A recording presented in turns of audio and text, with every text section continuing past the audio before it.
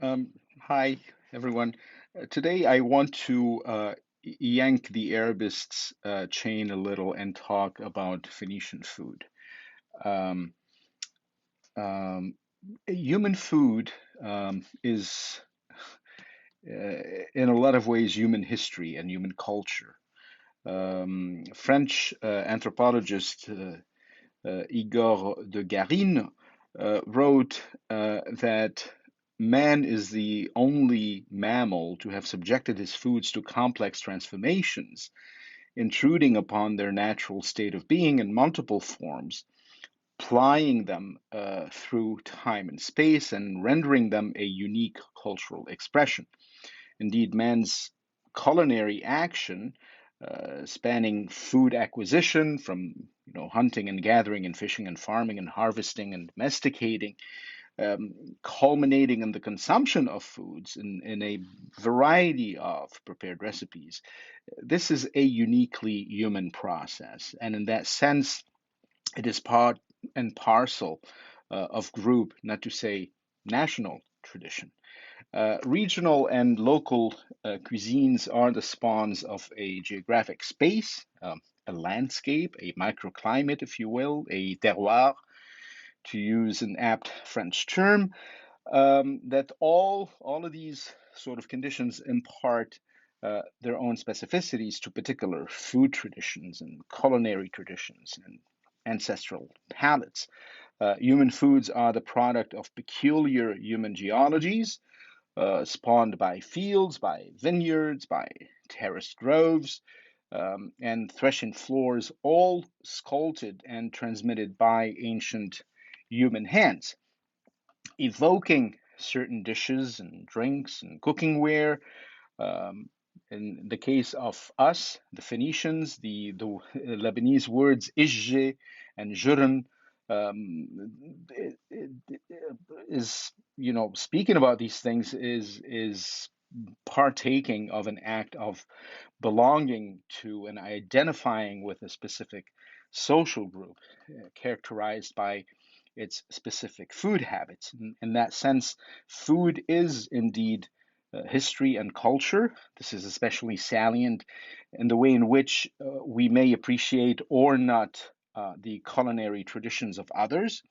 Thus, to a Briton, a Frenchman will always be a frog eating, cheese eating surrender monkey, just like aquatic flies, caviar on corn tortillas is not necessarily a delicacy for palates of queasy stomachs.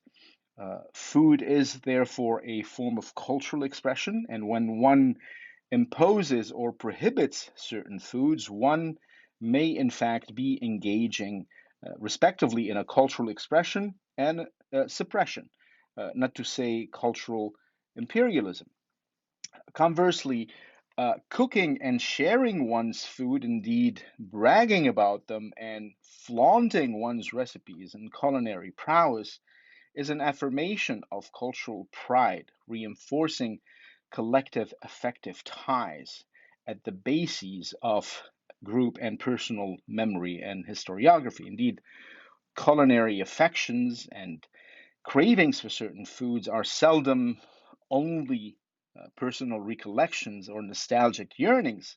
They're often part and parcel of our collective national remembrances, a form of communion and communing, if you will, with your ancestors. Incidentally, the etymology of the Greek term gastronomia, gastronomy in English, connotes knowledge of and the manners, the process, the habit of cooking, the habits of the stomach. Uh, from the preceding, and notwithstanding the biblical significance, perhaps the biblical origins of the vine, the olive, the fig, um, those can be claimed or should be claimed as remnants of Canaanite Phoenician food habits in modern Levantine societies. There's nothing Arab about those.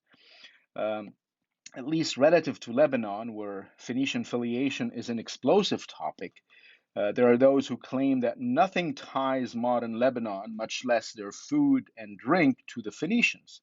Others, like Joe Quinn, most famously, are cocksure that the Phoenicians never existed, let alone that they transmit their palates to a Lebanese progeny. And yet, there is a breed of other Lebanese who swear by the Phoenicians. To them,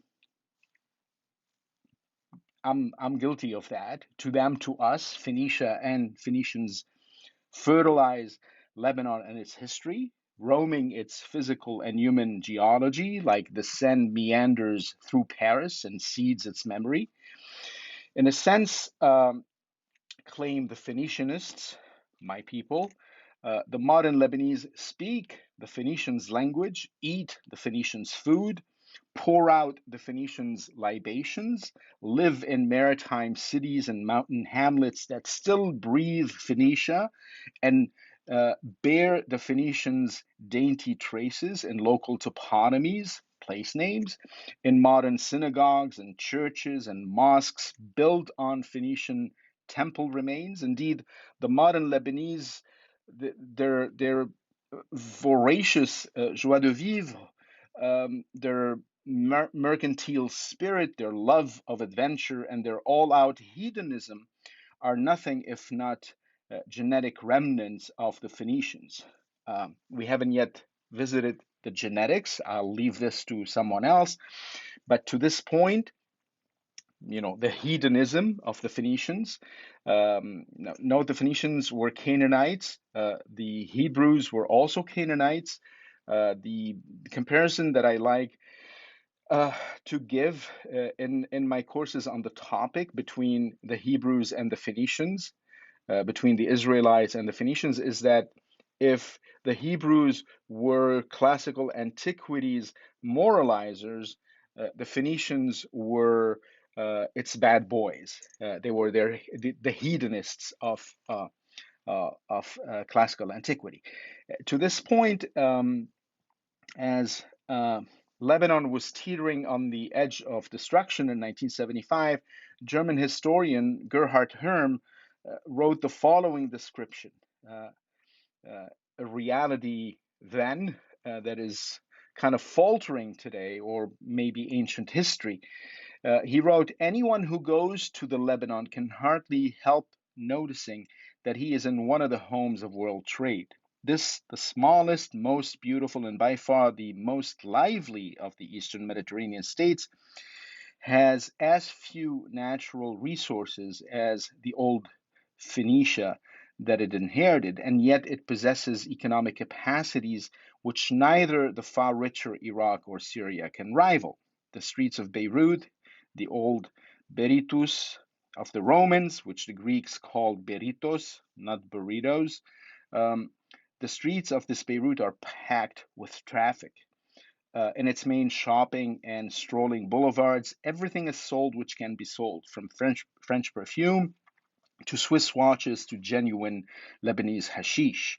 The currency is more stable than the US dollar. Think of that, 1975. The town is international, cosmopolitan, with French flair, Mediterranean flavors, and Eastern customs. You can even eat a decent sauerkraut there. The people who live in Beirut are the result of an incredible mixture of races: Persians, Greeks, Romans, Arabs, Crusaders, Egyptians, Turks, Britons, and Frenchmen have all mingled down the centuries in this Lebanon and have produced a type which, if not directly descended from the Phoenicians, then at least a very close match to them. Courteous, sly, shrewd, elegant, eloquent, they run hotels, antique shops, shipping lines, train stations, airlines, breweries, vineyards, warehouses, and why not whorehouses, bishoprics, and some of the most magical nightclubs in the world. They're very conscious of their history, and they try to relate to their original ancestors, the Phoenicians. Indeed, they are very keen to do so. Um, I'm going to, I think, do this in two parts. So I'm going to stop here, keeping this at under 10 minutes, and I'll pick it up at a later time. Thanks for sticking around. Cheers.